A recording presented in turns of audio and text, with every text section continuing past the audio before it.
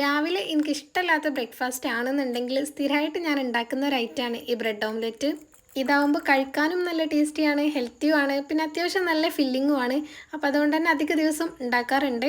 എന്തൊക്കെയാണോ items available ആയിട്ടുള്ളത് അതിനനുസരിച്ച് ഓരോ ദിവസത്തെ റെസിപ്പിയിലും ഡിഫറൻസ് ഉണ്ടാവും. ഇന്നിപ്പോൾ ഞാൻ ഈ ഓംലെറ്റ് ഉണ്ടാക്കുന്നതിൻ്റെ കൂടെ തന്നെ അതിക്കൊരു കഷ്ണം ഉള്ളിയും ക്യാപ്സിക്കും ക്യാരറ്റും തക്കാളിയും ഒക്കെ ചെറുതാക്കി കട്ട് ചെയ്തിട്ട് ഇട്ട് കൊടുത്തിട്ടുണ്ടായിരുന്നു. ആവശ്യത്തിനുള്ള ഉപ്പും കൂടെ ഇട്ടിട്ടുണ്ടായിരുന്നു. ഇനി ഒരു പാനിൽ കുറച്ച് ബട്ടറോ എണ്ണയോ എന്തെങ്കിലും കുറച്ച് സ്പ്രെഡ് ചെയ്തതിന് ശേഷം ഈ ഒരു മിക്സ് ഫുള്ളായിട്ട് ഒഴിച്ചു കൊടുക്കുകയാണ്. എന്നിട്ട് ഇതൊന്ന് കുക്ക് ആവണതിൻ്റെ മുന്നേ തന്നെ നമുക്ക് 2 സ്ലൈസ് ബ്രെഡ് ഇതുപോലെ വെച്ച് കൊടുക്കാം. ഈ ഒരു മിക്സ് ശരിക്കും കുക്ക് ആവുന്നതിൻ്റെ മുന്നേ വേണം കേട്ടോ ബ്രെഡ് വെച്ച് കൊടുക്കാൻ. എന്നിട്ട് അതിന് മുകളിലും കൂടെ ഞാൻ കുറച്ച് ബട്ടർ ആക്കിയിട്ടുണ്ടായിരുന്നു.